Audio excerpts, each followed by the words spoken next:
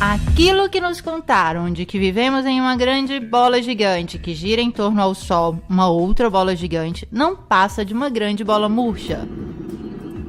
Vamos apresentar agora uma perspectiva diferente. A Terra é plana e parada, contornada de um círculo de gelo que detém os oceanos, de onde se levanta o firmamento e abaixo do qual giram Sol e Lua em órbita circular, muito semelhantes entre si. Este modelo, conhecido como Terra plana, é muito longe do que o homem moderno seja capaz de aceitar. Vejamos o porquê. Recentemente, Obama e Hillary Clinton falaram sobre a Terra plana. They must have been founding members of the Flat Earth Society. They would not have believed that the world was round. Eles são basicamente os protagonistas atuais da tripulação que durante séculos garantiram o domínio para poucos no mundo. Falaram sobre o assunto, evitando o argumento com método de sátira, tratando de escárnio e descrédito de todos os que ousam a questionar as versões oficiais. Nós, como sempre, permanecemos na estrada que mais poderia definir o erro. Escreve Bacone em Um Novo Órgão, 1620. A verdade se deixa descobrir dos erros mais rápidos do que da confusão.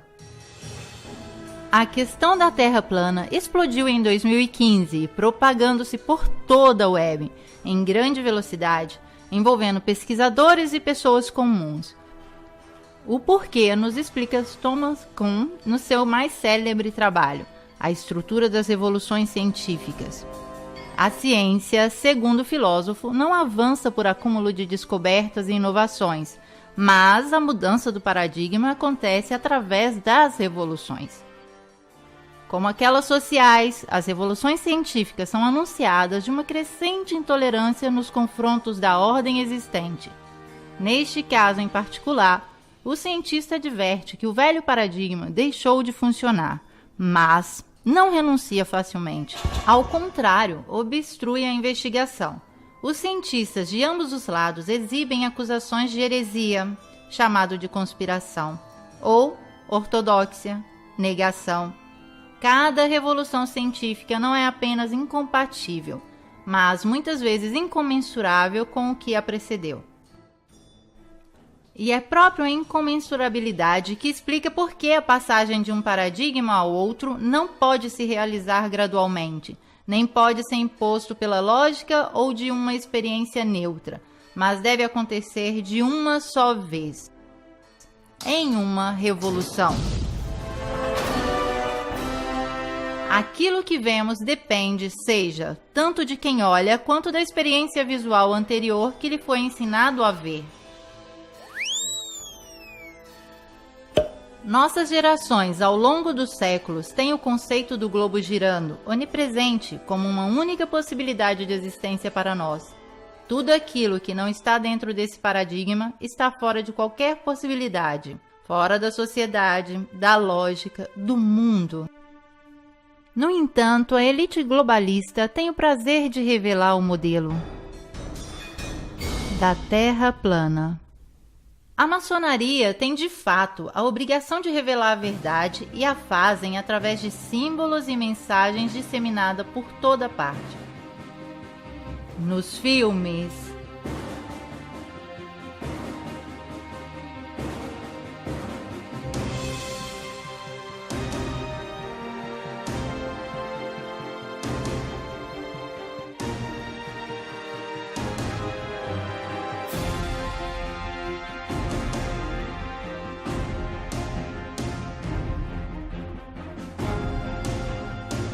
nos desenhos animados,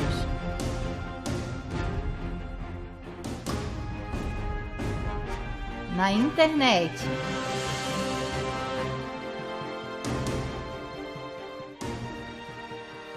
nas cartas dos Illuminatis, no Ground Zero, no logotipo da ONU. Se eles não sabem como é a Terra, Hoje, o atual modelo que vê o globo terrestre girar em torno a um Sol 1 milhão de vezes maior, dentro de uma galáxia de 1 milhão de estrelas, em um universo de milhares de galáxias, está entrando rapidamente em crise. Não podemos saber ainda se essa crise vai se transformar em uma revolução científica que irá substituir o modelo atual. Mas os pontos de ruptura do sistema parecem ser inequivocalmente emergentes. Antes de denunciá-los, acrescentaremos um prefixo. Todas as informações no campo astronômico hoje provêm exclusivamente do monopólio das agências espaciais. Estas, longe de se contradizerem, têm um denominador comum, como comum é o logotipo do vetor que as representa. Cada imagem, testemunho, experimento, informação, exploração e hipótese científica sobre a Terra e aquilo que a rodeia é nascido ou criado aqui, sob a proteção dos vetores e mantido com o dinheiro dos contribuintes mundiais. Completamos a observação com as palavras de Robert Simon da NASA. Pegamos os dados e fizemos uma imagem inteira. Depois tiramos as nuvens, colorimos de azul o oceano e onde é mais baixo de verde brilhante. Depois recolocamos as nuvens e onde tem uma ligeira fissura entre as órbitas, as repintamos. É sim Photoshop, mas tem que ser. Depois simulamos a atmosfera e por fim colocamos uma luz brilhante para ter o reflexo do sol sobre o mar. É um mosaico muito realístico. Eu não sou um astronauta, nunca estive no espaço, mas tentei criar a essência da Terra baseado nesta foto. É sim Photoshop, mas tem que ser. Sendo assim, a imagem da Terra que temos à disposição é reconstruída, alterada, composta, uma palavra precisa, falsa. O que é preciso para criar imagens falsas quando se tem a melhor tecnologia em mão? Basta uma tela azul ou um avião que viaja a gravidade zero e o jogo está feito. Aqui está o que vem mostrado a partir da telecâmera que está filmando o ex-presidente Bush em uma visita à NASA. Uma imagem recém-modificada em uma tela cromática. A tela cromática é um instrumento usado para substituir a cor de fundo para qualquer cenário. Com CGI, computação gráfica, se pode ter acesso à Terra do nunca com sua nave que não existe. O truque consiste em deixar bolha de ar flutuar. Aqui está o jogo, aqui está o truque. Eles próprios nos mostram. Ou mesmo se pode fazer um passeio no espaço. Que tal dessa vez pegarmos uma carona com os chineses?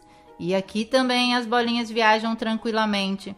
Será que eles estão em uma piscina de exercitação? Se pode criar um boneco do nada quando a insolência não tem limite. Ou mostrar a face oculta da lua quando o mau gosto é sem vergonha. Tudo rigorosamente modificado, digitalizado, falso. Por que não mostrar imagens autênticas?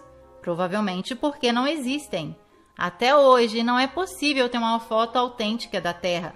Basta ver a relação de grandeza que nos mostram para entender que nem mesmo eles têm uma única matriz.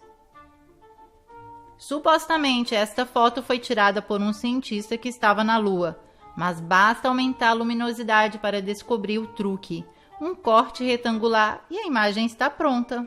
Qualquer que seja a interpretação que vocês queiram dar ao vetor que está presente no logotipo das agências espaciais, os cientistas que fazem toda essa manipulação se comportam em concordância como charlatões nessa grotesca farsa maçônica, cada um com seu papel. Cristoforetti, entre um shampoo e um rápido banho de gato, se exibe em uma cena de normalização das fumaças químicas. Adam Stelzner, o ator na comédia da aterrissagem a Marte, onde parece existir de tudo: ossos, lenha, ratos, a menos que sejam, como muito provável, imagens tingidas de vermelho. Photoshop falso. Certamente não publicado por engano, mas voluntariamente usado como um teste de estresse para as nossas mentes que, diante de uma falsificação perpetrada de uma autoridade, serão sempre mais predispostas a aceitá-las. Dissonância cognitiva. E Obama, que quer desenvolver tecnologias para ultrapassar os cinturões radioativos de Van Allen e enviar pela primeira vez um homem na órbita baixa? Mas espere, os Estados Unidos já não realizaram essa missão 50 anos atrás, desembarcando na Lua com um monte de lata velha e folhas de alumínio ligados com fita adesiva?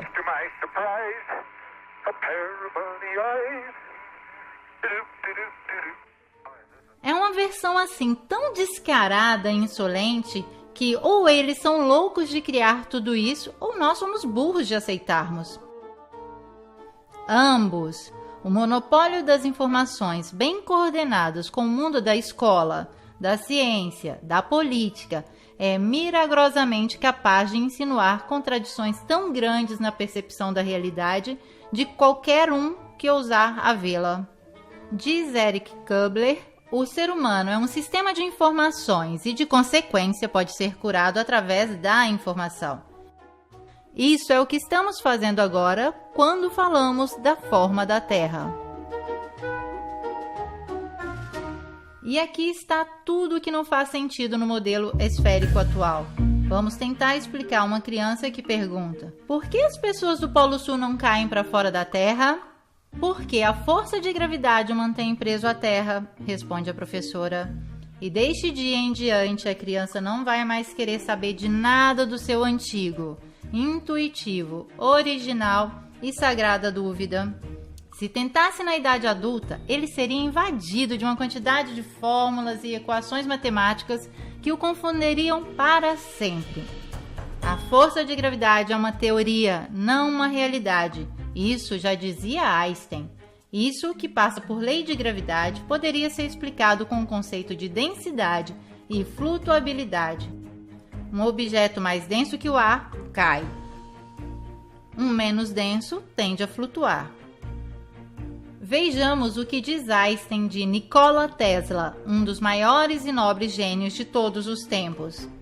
O que nos diz de ser o homem mais inteligente do mundo? Não sei, você deveria perguntar a Nikola Tesla. Vejamos agora o que diz Tesla sobre a força da gravidade. A relatividade de Einstein é uma maravilhosa vestimenta matemática que fascina e impressiona, tanto que a gente que está cega não consegue ver os erros do fundo. A teoria é como um mendigo vestido com púrpura que as pessoas ignorantes o têm como rei. Seus sustentadores são homens brilhantes, mas são mais metafísicos que cientistas. Escreve o pesquisador Anthony Peck: aquilo que foi etiquetado de forma errada como gravidade é em realidade linhas magnéticas de força. É de fato o universo eletromagnético intuído de Tesla e ocultado com a teoria da gravidade. É o que trabalha secretamente o CERN de Genebra. Ao invés, a nós, nos dizem que a força da atração deveria nos puxar para o núcleo da Terra. Mas quem já viu este núcleo? A profundidade máxima de perfuração realizada pelo homem supera pouco mais de 12 quilômetros, equivale apenas à profundidade da crosta terrestre. Então, do que eles estão falando? O núcleo, pelo que eles mostram, não existe. De certo, em um paradigma subvertido, quando deverá desaparecer a lei da gravidade, os cientistas terão de se adaptar a outras leis. Quem sabe aquela da densidade ou a do eletromagnetismo? E daí, as crianças poderão finalmente ver aqueles homenzinhos cair do Polo Sul. Porque a força da gravidade é somente um instrumento teórico para justificar um impossível arredondamento da superfície terrestre e esconder a verdadeira fisionomia do universo. Querida criança, se te disseram que a Terra é redonda, ok. Mas onde se pode ver? Ninguém sabe. Não olhando o horizonte.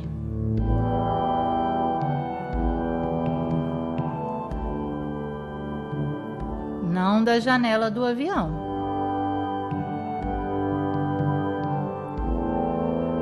Nem de uma sonda amadora lançada em grande altitude.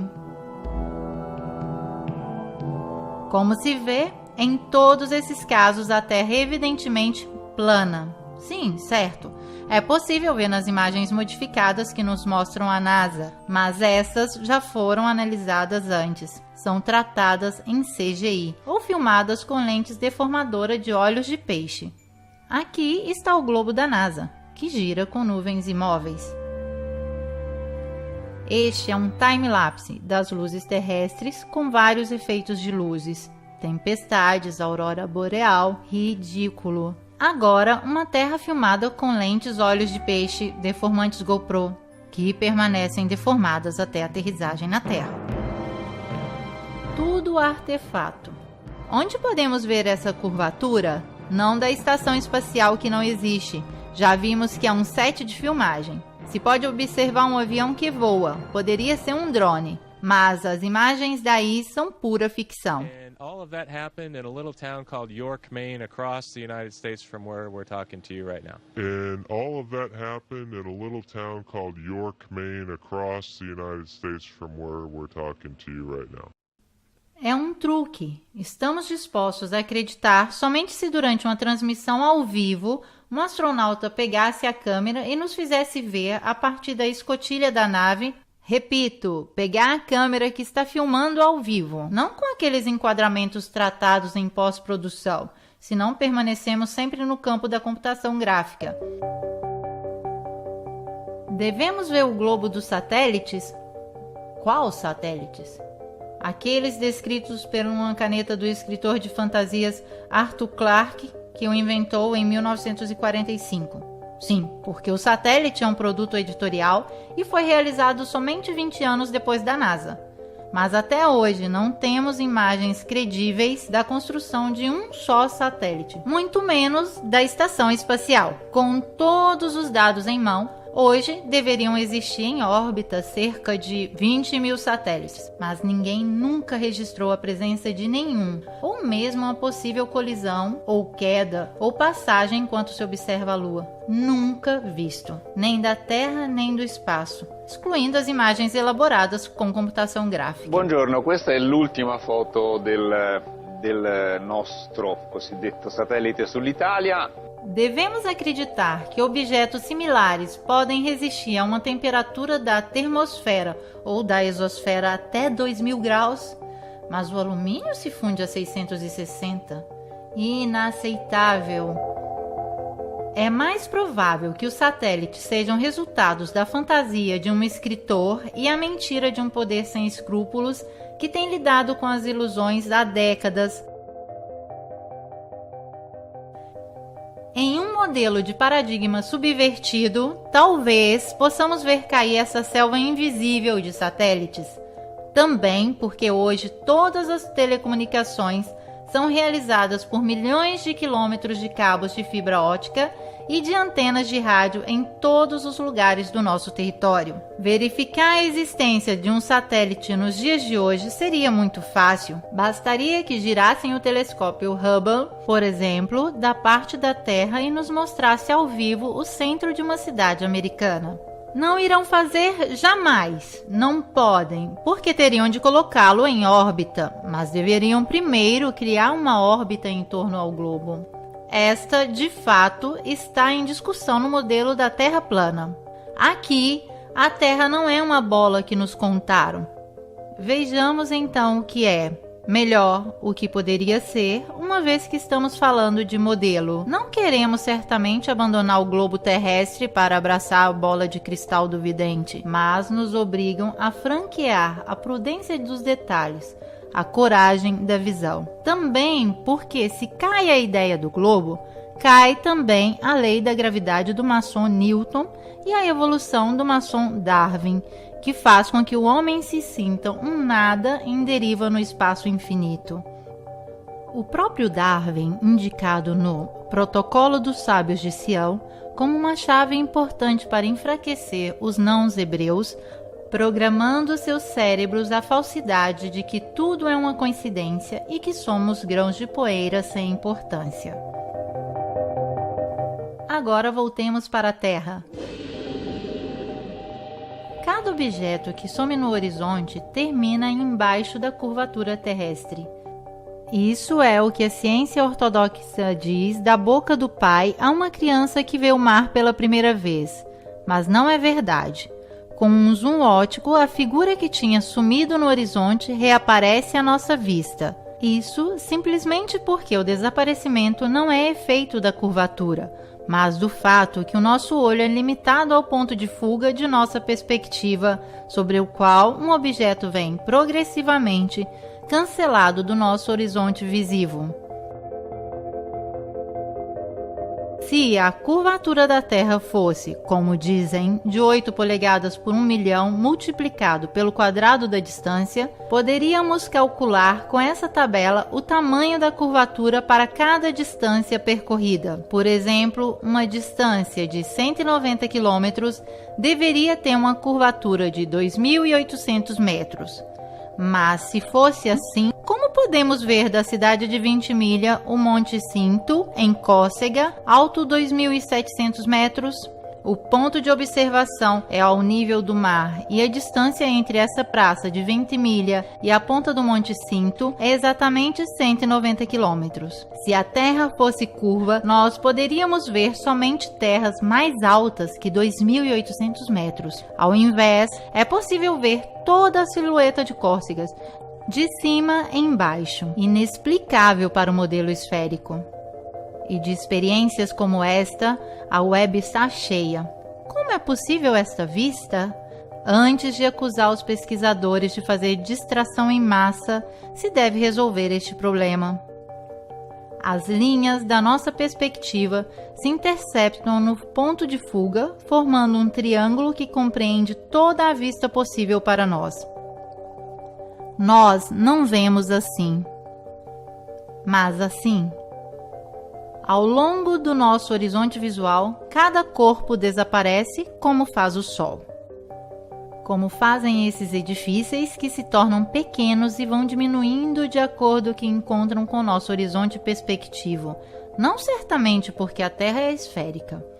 Se o sumiço dos edifícios fosse por causa da curvatura terrestre, não deveríamos vê-los retos, mas inclinados, assim. Mas assim não é. A curvatura, em realidade, não é observável, não é contemplada no mundo real. Os engenheiros da construção sabem muito bem disso. Tanto é que não a mencionam nunca nos cálculos das grandes obras. Um geômetra e engenheiro com mais de 30 anos de experiência publicou na revista Birmingham Weekly. Todas as nossas locomotivas são projetadas para funcionarem em cima daquilo que podemos considerar plano. Qualquer coisa que se aproxime de 8 polegadas por milhão e que aumente o quadrado da distância, nenhuma locomotiva jamais criada poderia funcionar. Ainda o engenheiro Winkler foi citado a propósito da curvatura na revista Earth Review, no qual afirmou: como engenheiro com longa experiência, me rendo conta que essa absurda tolerância existe somente nos livros escolásticos. Nenhum engenheiro jamais sonharia em calcular nada desse gênero. Já projetei milhares de ferrovias e canais e este fator não é levado nunca em consideração. Um pequeno canal navegável, digamos de 30 milhas, deveria, segundo a curvatura, ter uma tolerância de 600 pés. Por favor, não digam por aí que nós engenheiros somos assim tão estúpidos. Nada de similar vem calculado. Não nos preocupamos de calcular 600 pés de tolerância, tanto quanto pensamos de arredondar um quadrado. Queremos então constranger um engenheiro a curvar a superfície de um canal? E como poderiam? Vocês são capazes de imaginar qualquer bacia de água com a sua superfície curva? A água não tem uma superfície curva, grita o menino. Não se comporta assim, mas assim.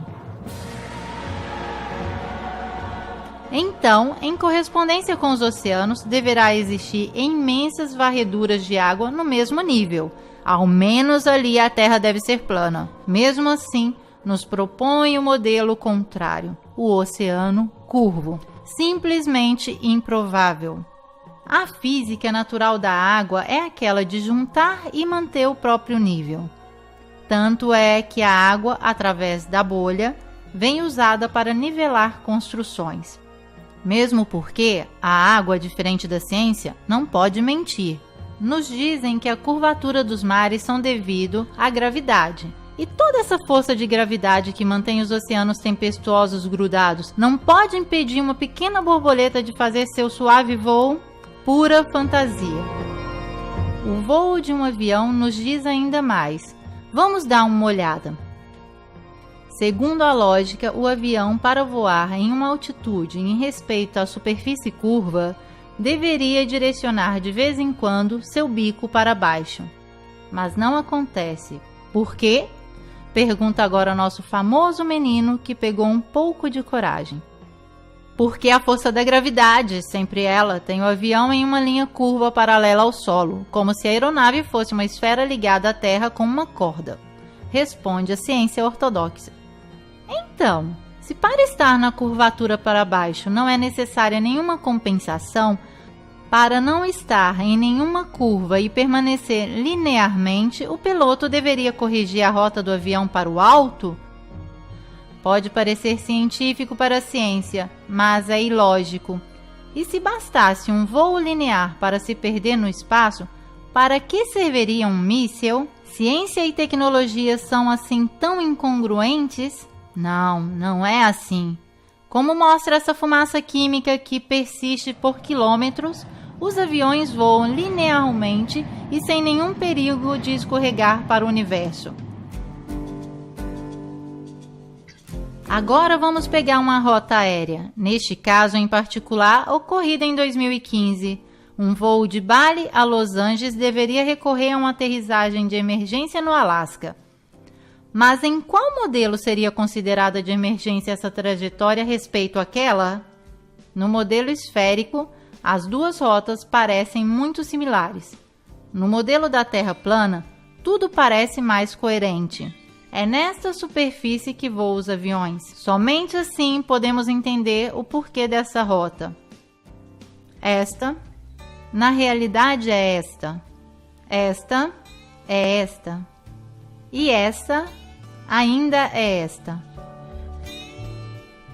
E tudo isso por um simples princípio de economia. Não existe empresa aérea que não prefira adotar um critério da rota mais curta e econômica. Esta loucura existe somente em um modelo virtual que nos enfia um goela abaixo com serviços de bordo enquanto comemos nossos amendoins. As rotas aéreas são todas calculadas em um mapa similar, porque se realizam sobre uma terra plana. Tanto é verdade que nunca nenhum voo circunnavegou a Terra de norte ao sul. A única rota impossível em uma terra que não seja uma bola.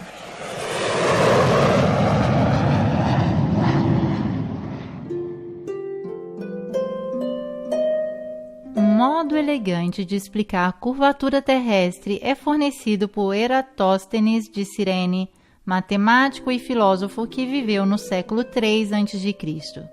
Agora, nosso menino, que já está virando um rapazinho, insolente e sem muita reverência, se pergunta como é possível que até hoje temos que exumar Eratóstenes para provar um fato assim tão grande como a forma do nosso mundo? Simples, porque estes coveiros têm em mãos apenas um punhado de cinzas.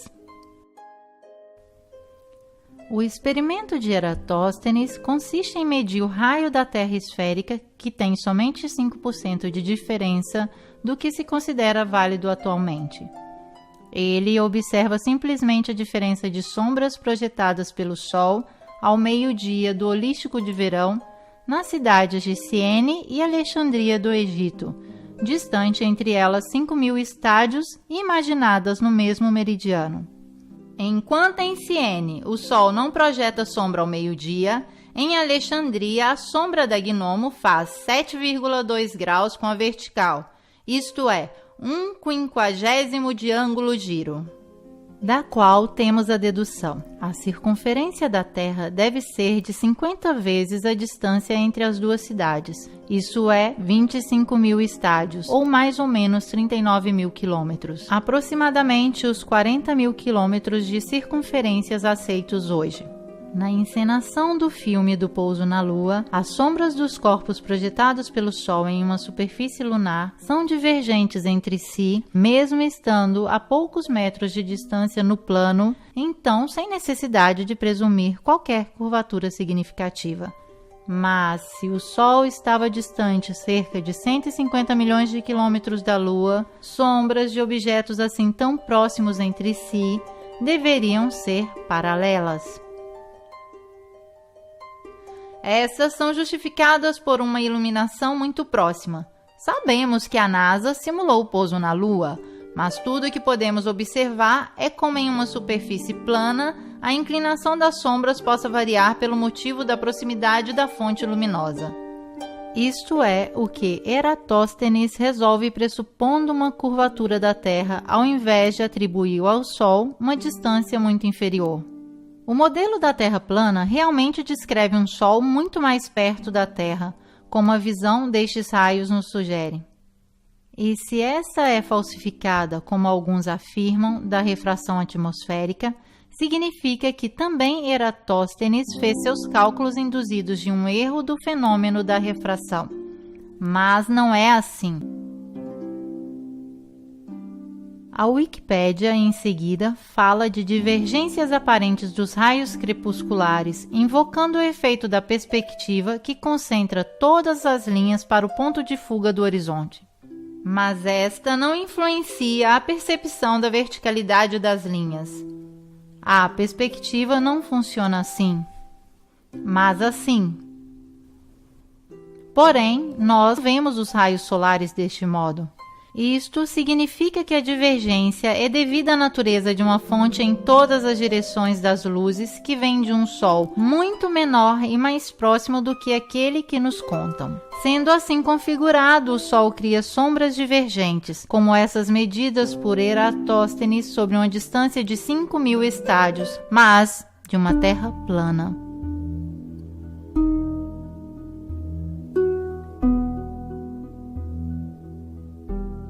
Agora vamos nos ocuparmos do movimento da Terra examinando a maior prova de todas, o giroscópio, um instrumento físico que consiste em manter seu eixo de rotação fixo, qualquer que seja o movimento em torno a si. Isto acontece pelo efeito da lei de conservação do momento angular e se realiza através da ligação exclusivamente mecânica do eixo de um rotor com sua suspensão cardânica. O giroscópio foi utilizado pela primeira vez por Léon Foucault em 1852 para demonstrar o movimento da Terra. Os livros científicos da época relatam o sucesso dessa demonstração. Vejamos. Ligado o giroscópio manual ou elétrico, mantém o eixo de rotação fixo, qualquer que sejam os movimentos do sistema em torno. Aqui temos reproduzido o mecanismo. Aqui e ainda aqui. São feitos inúmeros experimentos. Enquanto o sistema em torno se move, o eixo interno se mantém fixo. Então, o giroscópio pode mostrar o movimento de rotação terrestre. Se a Terra gira 360 graus em 24 horas, o instrumento deverá evidenciar sua linha imóvel sobre uma superfície que se desloca 360 graus, nos dando a prova final, mecânica e inegável de que a Terra está girando. Vejamos. Nada. Imóvel.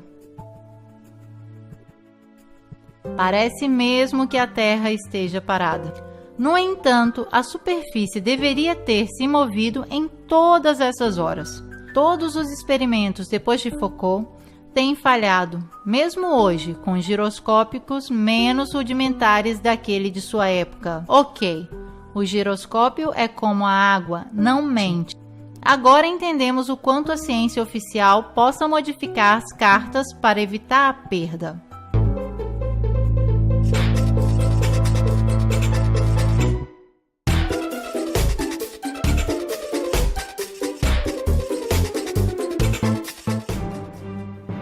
Temos ainda o efeito Coriolis. Os divulgadores científicos não veem a hora de se afirmarem sob fórmulas que demonstrariam como essa força aparente pode fazer girar os redemoinhos dos drenos dos banheiros em sentido horário se você usa o bidê no hemisfério norte e sentido horário se você usa no hemisfério sul. Basta, te peço. Para saber mais sobre os drenos dos bidês, consulte o Wikipédia. Eles inventam forças imaginárias e as aplicam como querem. Fazem valer o efeito Coriolis para um tiro de bala disparado no ar que supostamente se deixa agir dessas forças antes de bater no chão. Mas não para um avião que deveria também sentir o movimento da Terra e aterrissar assim, porque as loucuras podem ser colocadas em circulação até que se choquem com a parede da realidade. Vamos desmascará-los. Os redemoinhos e os drenos dos banheiros giram ambos os sentidos em todos os lugares, e os aviões podem aterrissar tranquilamente sobre a Terra parada. Se a Terra girasse com sua atmosfera constantemente para o leste a 1000 milhas por hora, nenhum avião doméstico que viajasse a 500 milhas por hora conseguiria chegar à sua destinação no Oriente antes que seu destino o alcançasse por trás. De fato, se refletirmos, a rotação da Terra é invisível. Infelizmente, nós não acreditamos naquilo que vê em nossos olhos porque nos ensinaram um sistema maquiado, o qual nos faz acreditar naquilo que nunca foi confirmado da observação ou dos experimentos. Lembrem-se, nenhum experimento jamais demonstrou que a Terra se move.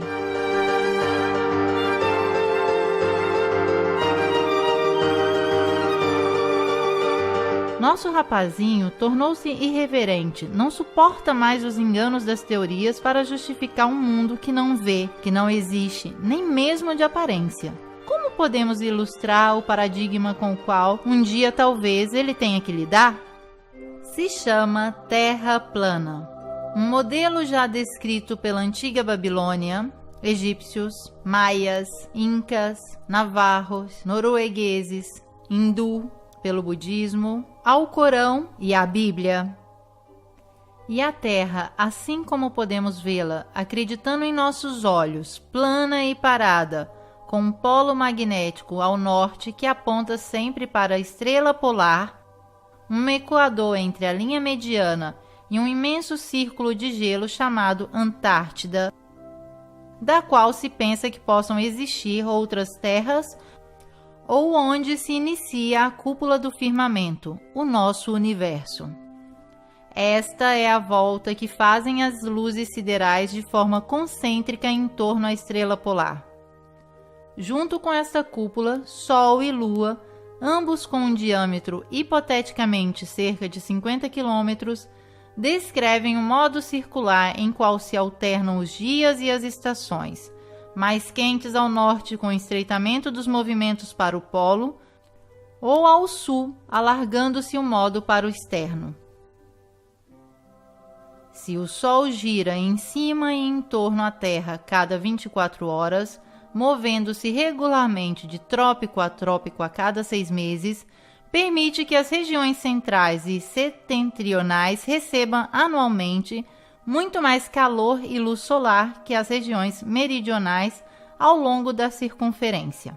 Do momento em que o Sol se move mais rapidamente em cima das regiões meridionais, nas mesmas 24 horas que se deve passar sobre a região setentrional menor, sua passagem será em proporção necessariamente mais lenta. Isso explica perfeitamente as diferenças das temperaturas entre Ártico, menos 30 graus de média, e Antártico, menos 60 graus de média, as diferenças de estações e de duração da luz do dia.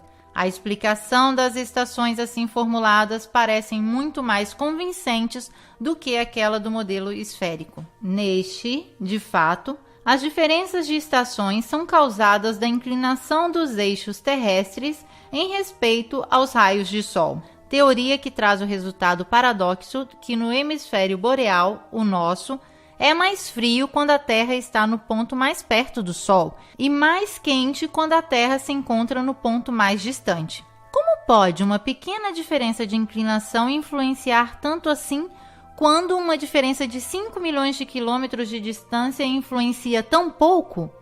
O rapazinho, já bastante crescido, recorda que nunca foi capaz de entender perfeitamente esta incompreensão. Até que Obama falou da Terra plana. O modo concebido no modelo plano resolve também as incongruências insustentáveis sobre a Lua. A versão mais aceitada nos conta que a Lua gira em torno da Terra com uma órbita de 28 dias. O modelo esférico apresenta, porém, vários problemas de ordem. Primeiro, nos indica uma Lua muito menor que o Sol, enquanto nossa percepção da realidade mostra dois corpos sólidos e de tamanhos parecidos. Segundo, para justificar o fato que vemos sempre uma fase da Lua, o modelo força um improvável movimento sincronizado com a Terra, graças aos períodos de rotação e revolução lunar idênticos. Mas, se fosse assim, não se pode entender como foram provocadas as crateras na fase visível da Lua, uma vez que está sempre virada para nós. Terceiro, neste modelo concebido seria impossível ver a Lua cheia de dia. Mas é aquilo que vemos na realidade. Quarto, alguns eclipses lunares são incompatíveis com a teoria. Assim explica o eclipse um modelo esférico. A Lua entra no cone da sombra da Terra, que interrompe a iluminação da parte do Sol. Vejamos. O nascer do Sol nos Estados Unidos, a sombra da Lua deve ser para baixo necessariamente.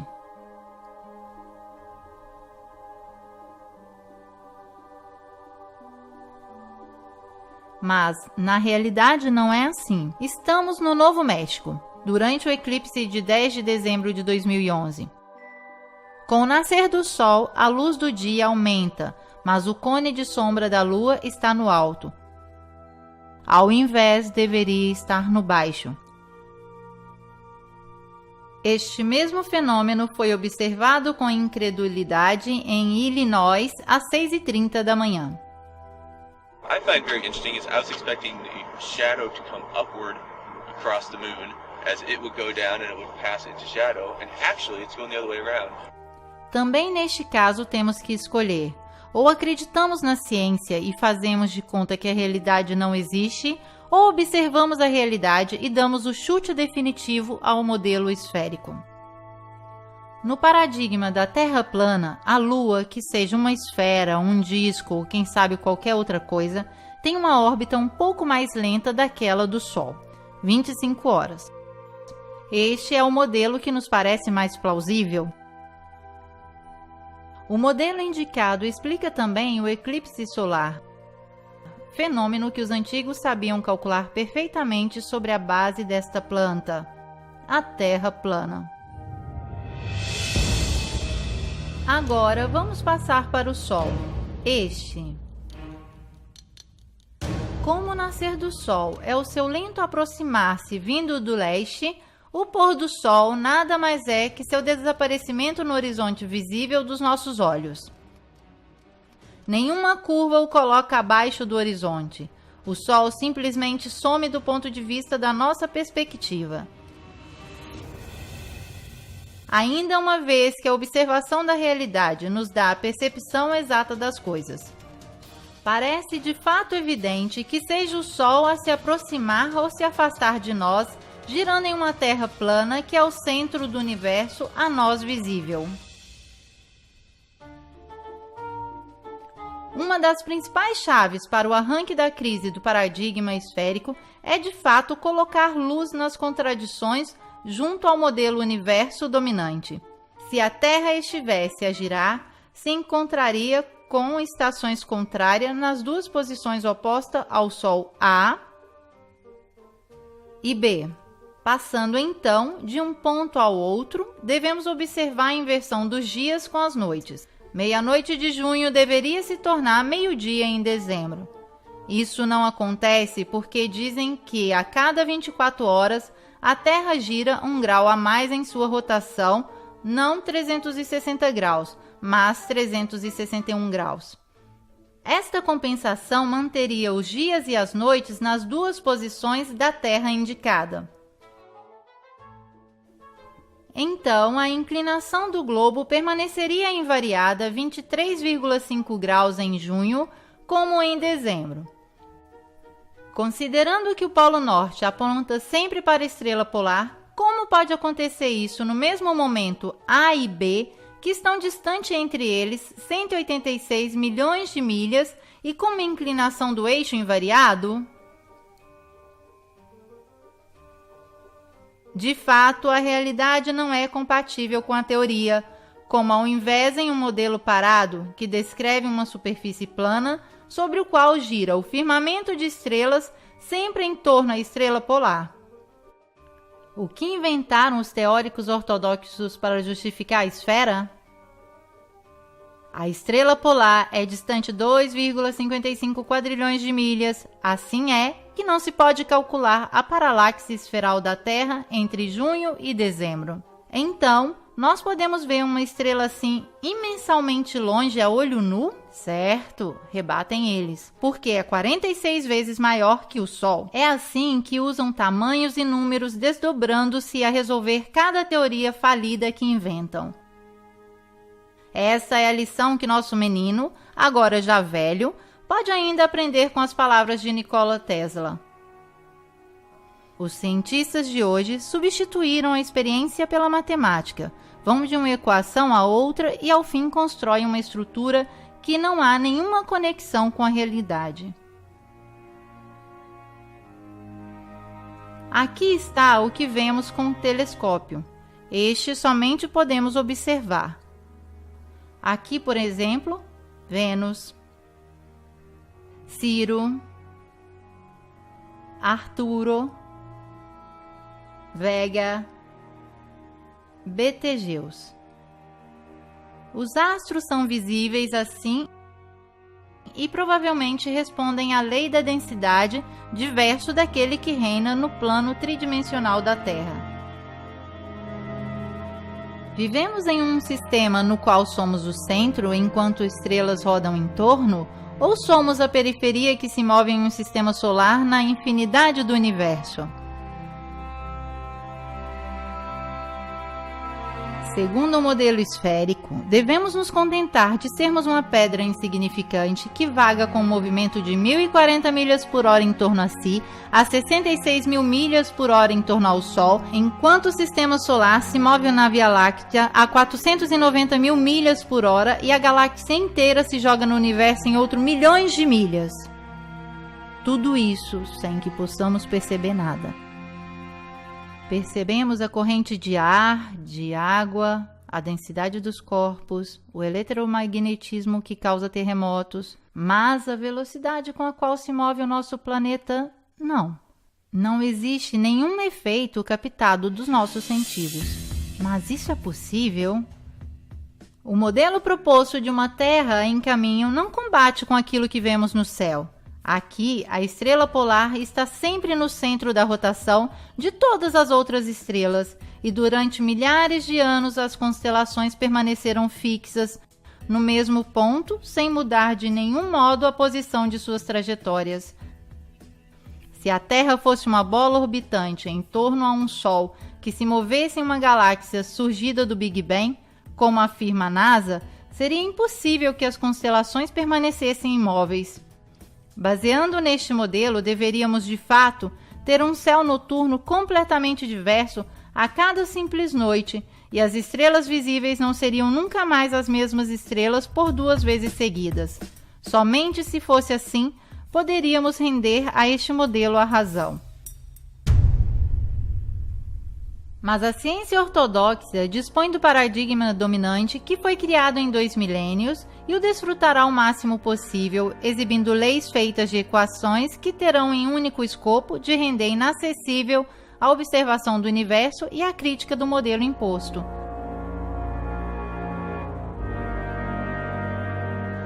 É por isso que depois da exploração do almirante Byrd, que com suas viagens revelou um local desconhecido da cadeia do gelo antártico, surgiu um tratado internacional que fechou este local para qualquer acesso. Não parece estranho que a família Rockefeller financiou e promoveu, seja a expedição tanto para ver uma montanha antártica dedicada ao seu nome, seja um tratado de não desfrutamento contra os seus próprios interesses petrolíferos. Quem sabe em homenagem a qualquer interesse mais vasto? O Tratado Antártico foi firmado em Washington em 1959, 2 anos depois do último sobrevoo e da morte do almirante.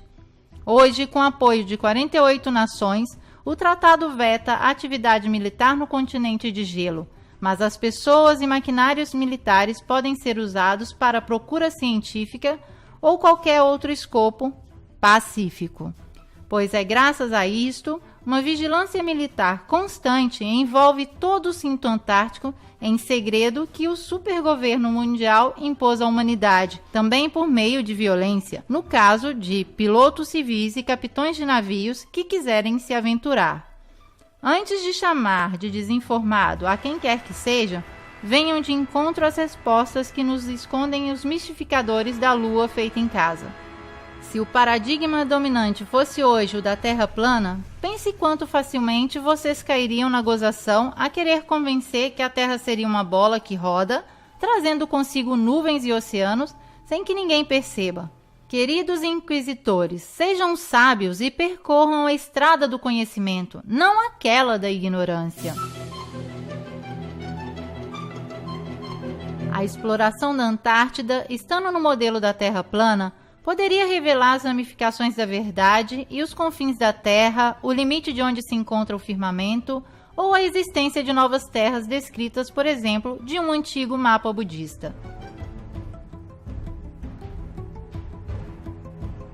Se fosse assim, se poderia especular a presença de terras próximas à nossa em uma superfície plana separadas por gelo ou em um plano abaixo.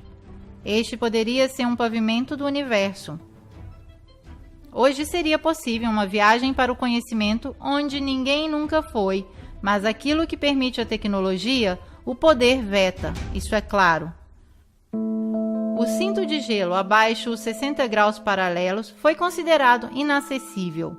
As elites do poder fazem uma zona internacionalmente fora dos limites, aberta somente com visitas guiadas, limitadas e caríssimas, com somente 3 pontos de acesso totalmente controlados. De fato, sabemos que os guardas estão nas fronteiras. Isso nos autoriza a pensar que a esfera da qual nos impõe acreditar seja a forma mais adequada para esconder as margens da Terra e aprisionar assim cada mente questionadora.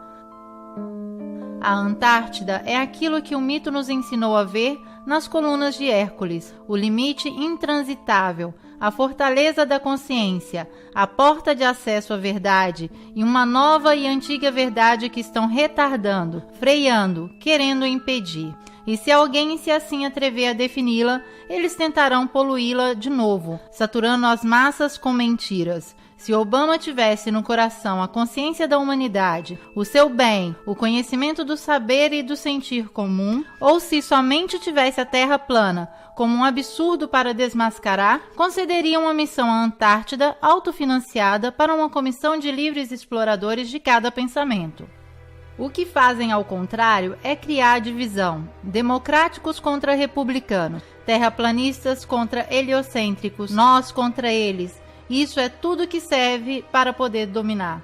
Tem a necessidade de nos deixar nas sombras, de nos fazermos acreditar que somos um pontinho insignificante no universo. Para isso que serve o sistema heliocêntrico. Os dominantes, movendo as alavancas do verdadeiro poder, preparam ilusões de que um dia desembarcaremos em Marte, ou quem sabe um deles pousará aqui. E assim nos induzem. Podemos destruir tranquilamente a Terra porque um dia não nos servirá mais. Quem conhece a verdade? Os mesmos que impedem os outros de realizá-la? Talvez. Os jesuítas sempre adoraram o Sol e o vestiram de Cristo, apoiado e gestido como uma leva financeira do sionismo mundial e, através das lojas da maçonaria, determinam aquilo que se deve esconder e o que somente a simbologia pode revelar. Neste engano milenar do qual o homem é vítima, nos escondem a coisa fundamental, o porquê nascemos. Eis aqui o porquê nos ocupamos da Terra plana. Descodificar o modelo Terra responde a essa dúvida existencial de cada homem. Em uma síntese extrema, se a Terra é plana, quer dizer que nos enganaram deliberadamente. Se apropriaram do senso da nossa vida, camuflando com imagens sagradas ou profanas que nos dão nas saídas da igreja ou dos shoppings. Removendo a Terra do centro do universo imóvel, esses maçons nos levaram fisicamente e metafisicamente de um lugar de suprema importância a um lugar de completa indiferença a tudo. As suas corporações nos vendem ídolos para adorarmos, que tomam posse lentamente do mundo enquanto nós silenciosamente acreditamos em sua ciência, votando em seus políticos, comprando seus produtos, escutando as suas músicas. Vemos os seus filmes, sacrificando nossa alma sobre os seus altares de materialismo. Não falarei do Criador ou em quem acreditar. Antes que venha a acreditar em qualquer coisa que seja, é necessário acreditar em si próprio, retirar a procuração em branco, não confiar em quem impõe a sua credibilidade. Eles afastaram o homem do seu centro para poder estar no trono principal, impondo a imutabilidade para a lei do mais forte. Como todos os enganos, é em vão perguntar quem seriam os cúmplices. Astronautas, pilotos de avião, políticos, cientistas. Certo, o paradigma vencedor é indiscutível se deseja manter o próprio trabalho e a própria reputação social. A estrada percorrível é aquela da consciência e procura pessoal, que devagar se transforma em consciência e procura coletiva. Estaremos abaixo da satirização dos grupos que acreditam no sistema, mas quem tem consciência tem também ombros largos para carregar este peso. Entanto, nós temos rumores que o Vargo Celeste seja impenetrável. Se tem que inventar todo este cinema é porque não pode acessá-lo. Tanto é verdade que os Estados Unidos e a União Soviética o tentaram violar com sucessivas operações. Explosões atômicas realizadas na atmosfera logo depois das últimas descobertas no Antártico. But strangely enough, there's left in the world today an area as big as the United States that's never been seen by a human being. And that's beyond the pole on the other side of the South Pole from Middle America. And I think it's quite astonishing. A elite poderia, então, ter descoberto o firmamento e estaria procurando uma forma de ultrapassá-lo. Mas pode o homem querer destruir a própria casa que o abriga? Podemos deixá-los agir assim impunemente? A ciência, escrava dessa intenção, quer se fazer acreditar que está protegendo e não ocultando a Antártica para os escopos do domínio? Vocês podem ser persuadidos assim tão facilmente? Que outra coisa poderia ser essas incursões destrutivas, senão as tentativas de romper a cúpula e ultrapassar os limites impostos para a vida na Terra? Parece estranho falar de cúpula também para mim, mas se até Hillary Clinton o faz, por que nós também não podemos? Por que não devemos nunca dar voz à sabedoria que tinham os antigos ou a essa impressionante e nítida foto tirada na última missão na Antártica? But we are all standing under a glass ceiling right now. O que é essa barreira impossível de superar? Um material super translucente, campos de força, assim chamadas faixas de Van Allen, afirmam eles. Alguma coisa, seguramente, que nem mesmo o foguete arrisca ultrapassar. 3, 2, 1.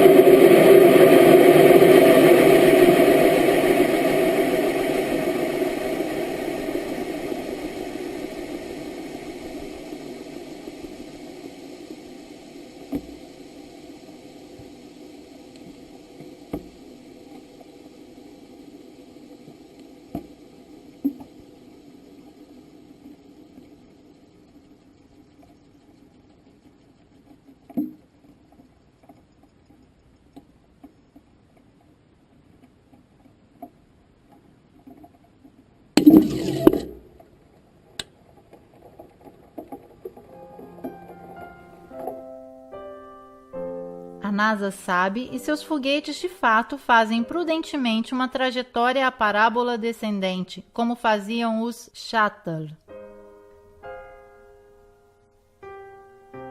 A propósito, vocês se recordam do incidente do Space Shuttle Challenger em 1986? Então, parece que 6 das 7 vítimas participantes, assim por dizer a missão, estão ainda vivos. Não parece para vocês também?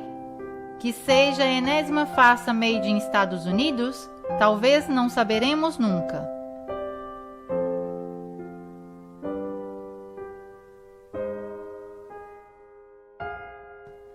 Este documentário não acabará com a revelação de uma verdade em mãos. A verdade que hoje escondem nos é comum também se pensarmos diversamente.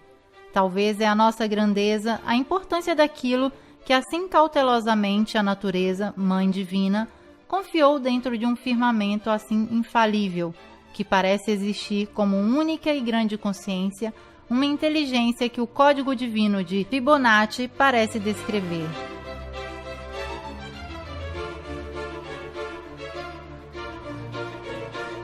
Que seja o modelo mais adapto a retratá-lo, esférico ou plano. Tudo aquilo que existe tem a ver com cada um de nós, tem a ver com o menino que no berço já sabia de tudo e que depois de surpresas e surpresas se esqueceu, adormentado com o cansaço da experiência. Então hoje querem nos fazer acreditar que a Lua foi conquistada, que o núcleo da Terra nos atrai, que luzes tão pequenas são sóis gigantes a distâncias impronunciáveis, mas eles mesmos nos dizem que quem não é formado não pode contradizer, deve aceitar o arsenal atômico que acaba com o futuro da vida, a eliminação da inteira espécie terrestre a um ritmo da segunda grande extinção. Aceitar que o petróleo venha definido como fósseis, assim para vendê-lo por raro, mas indispensável. Que o veneno químico dos aviões passe por vapores, nos matando assim, sem nem ao menos um culpado. Aceitar que a elite domine a realidade e induza em todos nós a percepção da realidade que se faz cômoda. Para nos convencer que a guerra é boa, a competição é boa, o domínio é bom, que a depauperização é boa, a crise é boa, que também as taxas são boas, o mal necessário, se quiserem chamá-lo. Isso é o que estão te fazendo aceitar. O modelo pode se subverter. E a Terra, assim como a vemos, é única, sozinha, inequivocavelmente o tamanho do nosso existir.